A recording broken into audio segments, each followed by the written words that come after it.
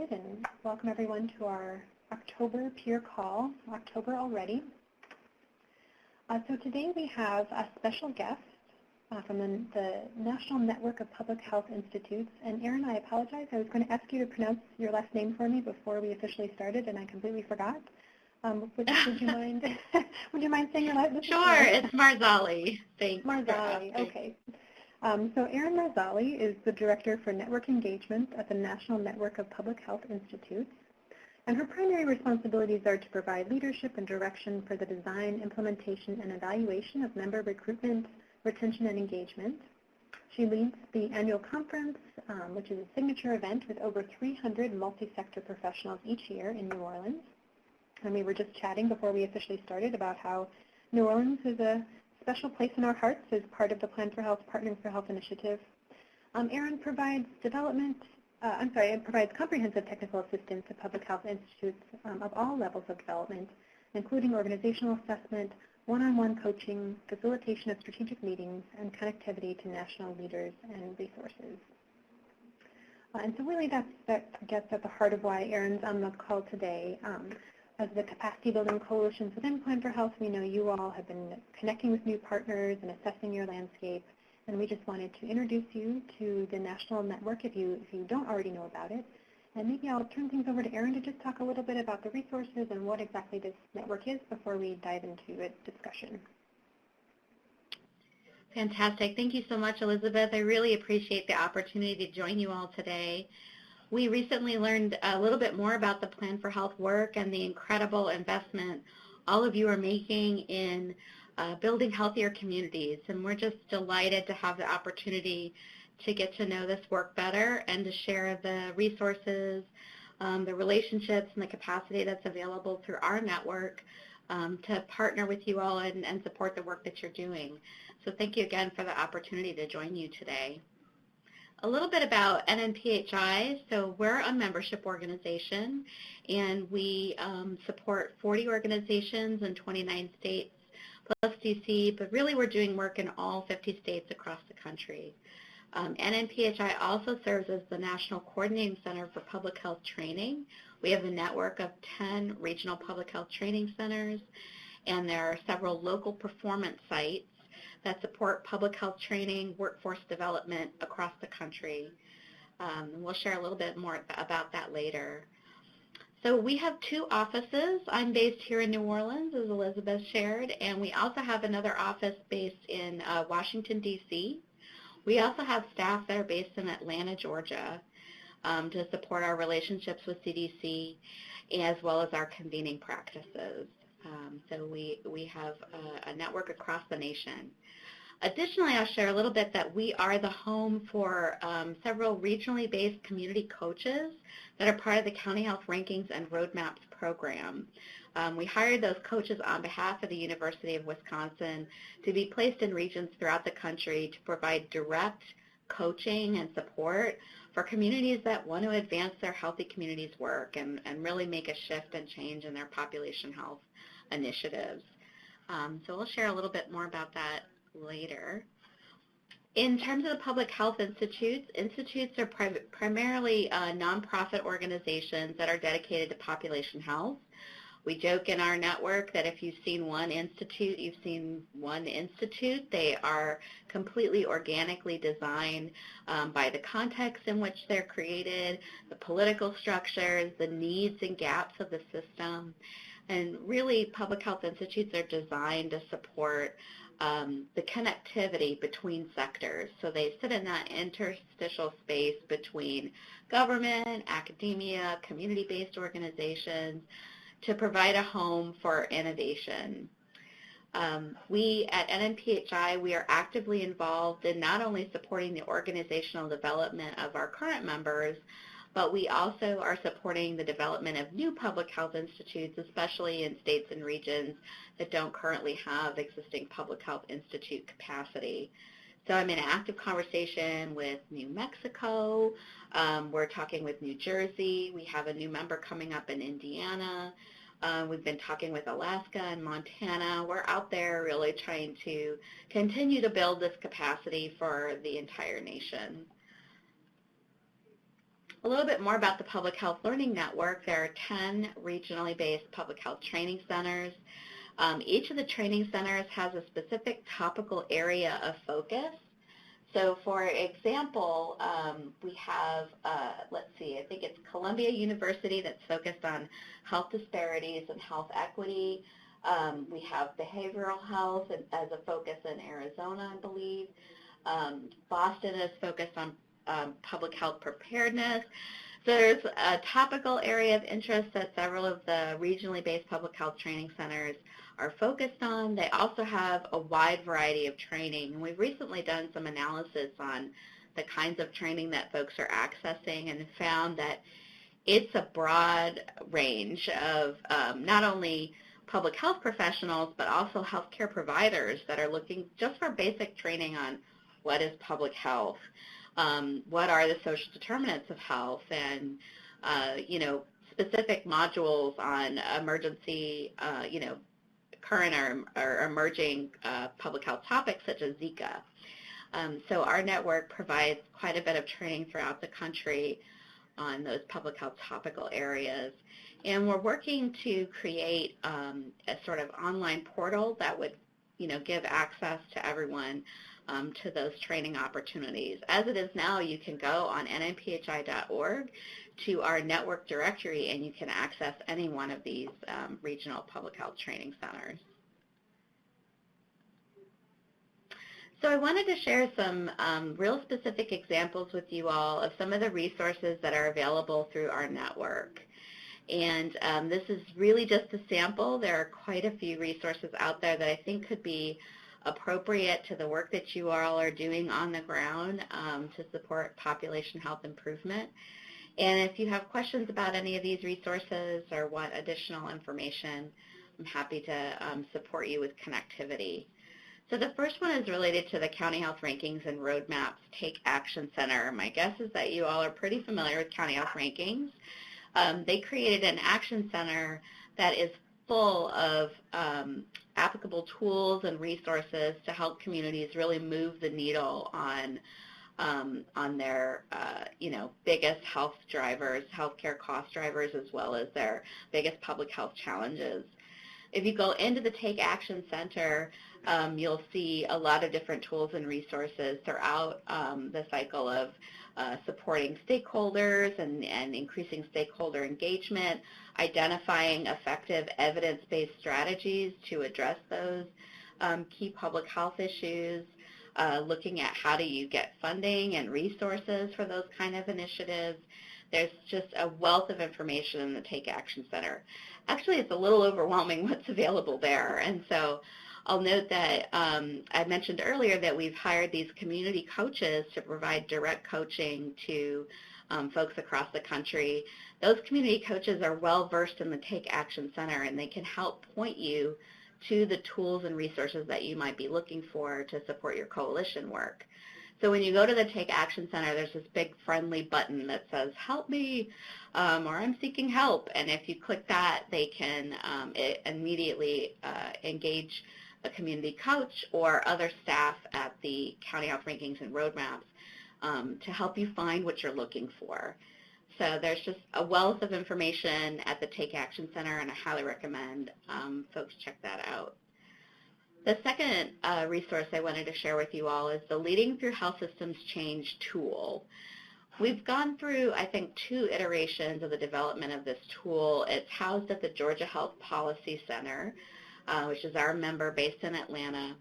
And the tool was designed to help folks really get a grasp on health system transformation. It was originally designed as a way of training folks on the Affordable Care Act, all of the change that was coming down the pike through that, and help give them some tools to think about the necessary changes that would need to be implemented through health system transformation. So it's really a module about system thinking. How do we look at all the pieces and components of that change, the levers, the policy drivers, in a comprehensive way that somewhat takes some of the mystery out of it and helps folks speak the same language. So if you go to the Leading Through Health Systems Change website, you can request access to that tool. And the Georgia Health Policy Center, it's free, and they provide support to help you use the tool. So I highly recommend that as a great resource. The third option I wanted to share with you all is the Public Health Institute's Dialogue for Health platform. This is another one you all might be very familiar with. Dialogue for Health is a national web forum.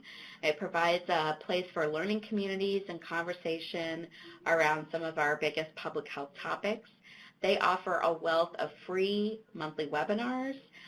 They have multiple webinar series that come through Dialogue for Health. At NNPHI, we often use that platform to share resources and upcoming topics. We actually have one on safe routes to school that's coming up related to the CDC's High Five initiative. So we'll be featuring some really excellent work across the country on safe routes to school on that upcoming webinar. And they archive all of this on the Dialogue for Health site. So you can go there and access a lot of their materials and webinars for free on a variety of topics. So the last resource I have for you today is also at Public Health Institute in California. They developed a guide for health and health policies for state and local government. You may know that that the state of California has its own statewide prevention council, which is a consortium of multiple statewide agencies that come together to talk about health. Their transportation, labor, their Department of Health, of course. So they have this great sort of multi-sector coalition at the state level to look at how do we think about how health might be affected by the policies that we're discussing at the state agency level. So out of that work, they created a guide for state and local government to help other agencies think about how do we incorporate health and health policies, what is health and health policies, how could you in a small way think about the impact on health in the policy decisions that you're making as a state or local government official. And they have folks at PHI that are happy to kind of walk you through that guide and share more about it. It's a very helpful resource that I thought would be appropriate for this group. So I wanted to share a couple quick recommendations. I know this is a little bit of a rapid overview of NNPHI, but of course I'm more than delighted to chat more with you all offline if there's questions. In terms of connecting with the network, as I mentioned, on our website, you can go to the Network Engagement Directory. And from that directory, you can click on individual public health institutes. You can find the regional public health training centers. It is a great way to get connected to all of the folks that within our network that are supporting these excellent tools and resources. I wanted to recommend that you think about attending a future Dialogue for Health webinar. You can sign up to get regular notices from Dialogue for Health as in terms of what's coming up next, and they'll send you, what's next on the webinar series. NNPHI is active on Twitter and LinkedIn, so you can definitely follow us there if you're active on social media and want to see where we're at. We have the 2017 NNPHI Annual Conference coming up in May. It's May 16th to the 18th. It'll be here in New Orleans.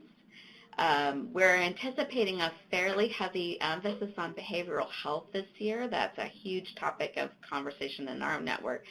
How do we support mental health? How do we look at that through a community health lens? But of course, our conference really features a wide variety of content. So there's no doubt there'll be a lot of other topics of interest, including a lot of Healthy Communities work. We showcase a lot of the work that our members are doing. And so it's just a great opportunity to get to know our network and learn more about the initiatives that are going on here at NNPHI. And then, of course, we attend a lot of national conferences and meetings that you all might be at. If some of you are going to APHA next week in Denver, we'll be there. We have a booth. We'd love to we'd love to meet up with you if you're at some of these other national conferences. So we have a pretty active presence at those other meetings. So that was a very rapid overview. I hope that was helpful. And Elizabeth, I'll turn it back to you for conversation. Thank you. That was fabulous, and reminds me I need to get back on your website and dive into the Action Center. One theme that's come up for us with Cohort 2 that's been a little bit different than Cohort 1 is needing to make kind of the 101 case for healthy communities and really kind of unpacking what do we mean when we're talking about social determinants of health and what exactly are the basics around kind of Public Health 101 and Planning 101. So it sounds like that the first resource you mentioned might be a perfect place for folks to check that out.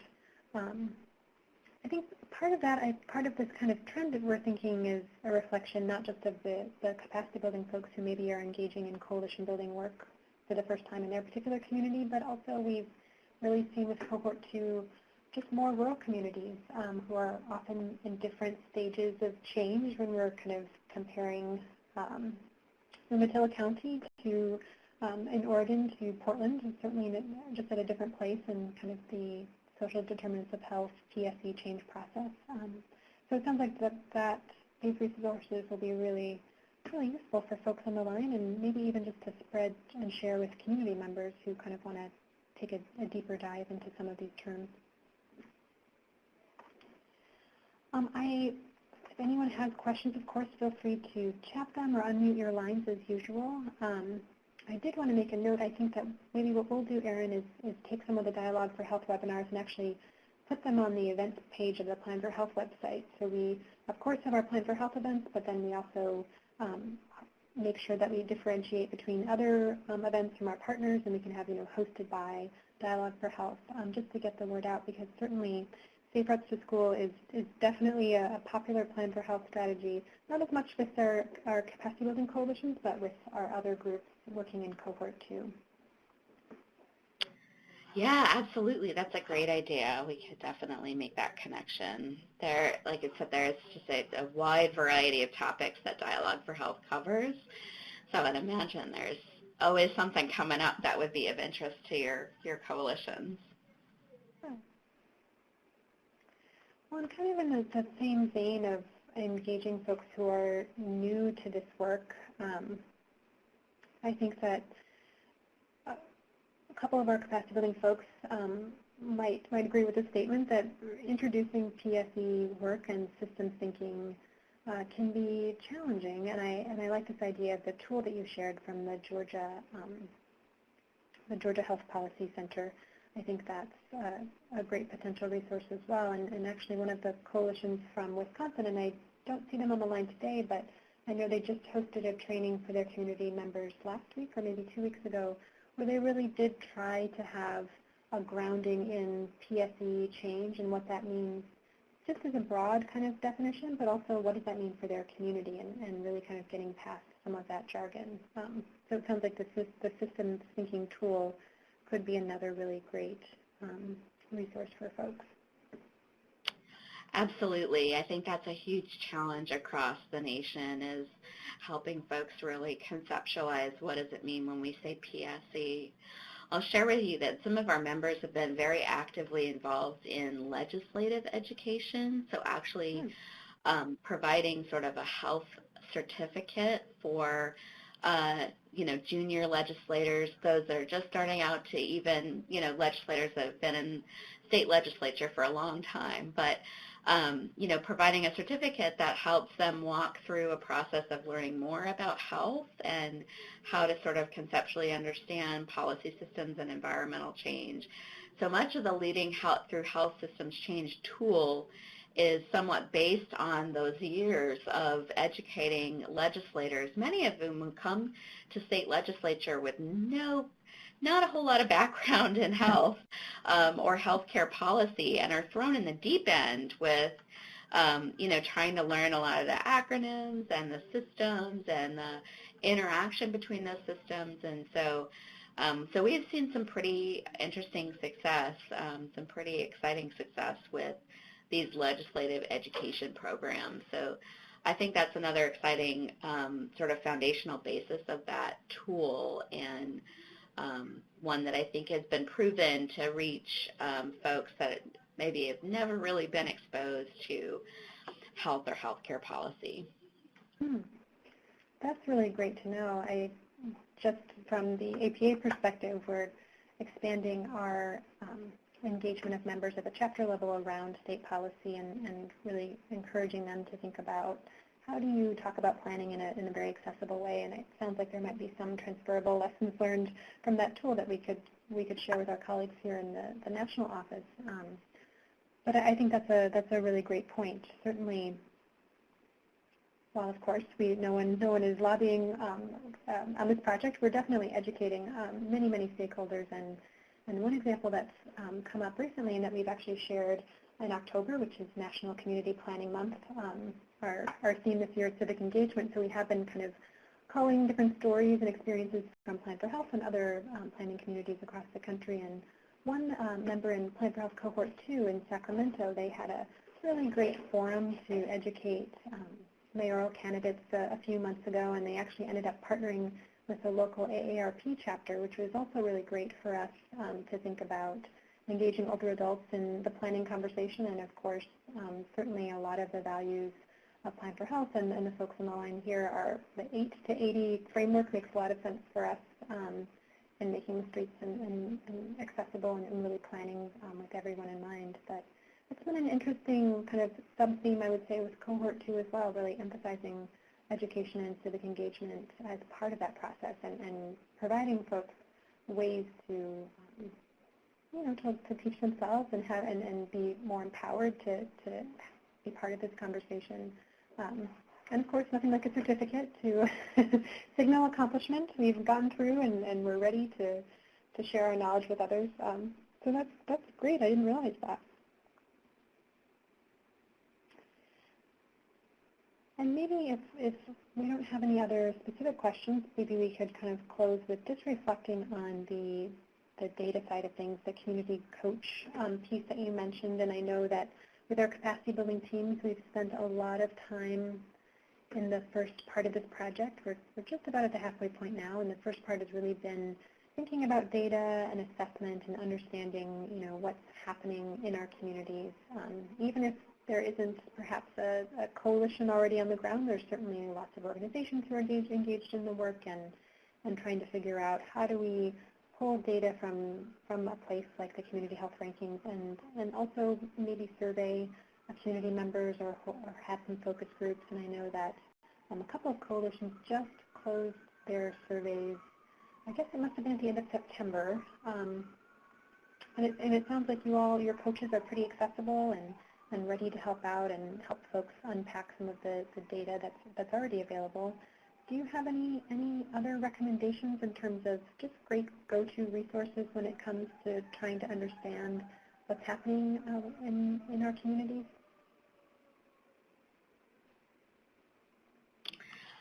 That's an excellent question. Yeah, I would definitely reiterate that the coaches and the county health rankings, that Take Action Center in general, is a great resource for exploring those very questions and trying to kind of get a grasp around the different kinds of data and information that you can use to leverage,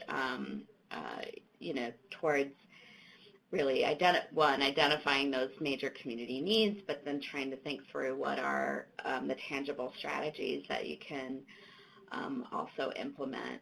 I'm trying to think of, let's see, there was another great website that was sort of created through our network and has been used by several of our other members, and I want to say it was called the Community Commons. You might be familiar with that, Elizabeth.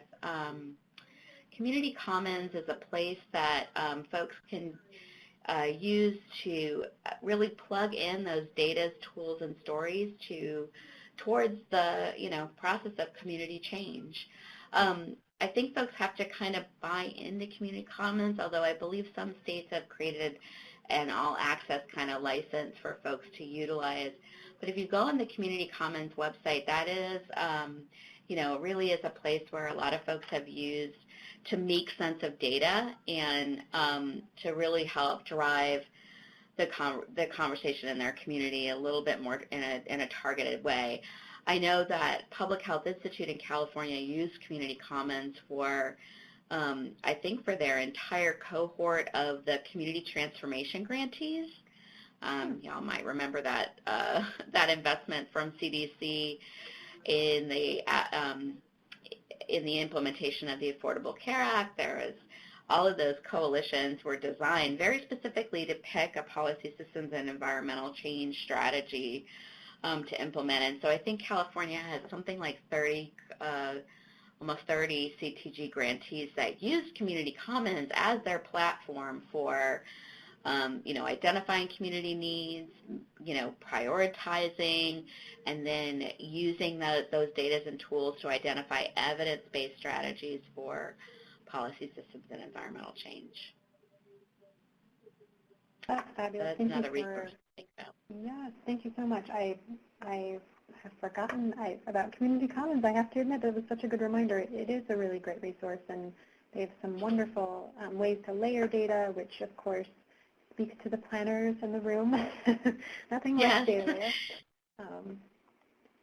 Well, great. Well, thank you so much. This has been a wonderful set of options for folks to think about and explore, and it's just so great that you all have paired not just these collections of tools, but also human beings who can help us understand what might matter in our community and how to make some adjustments.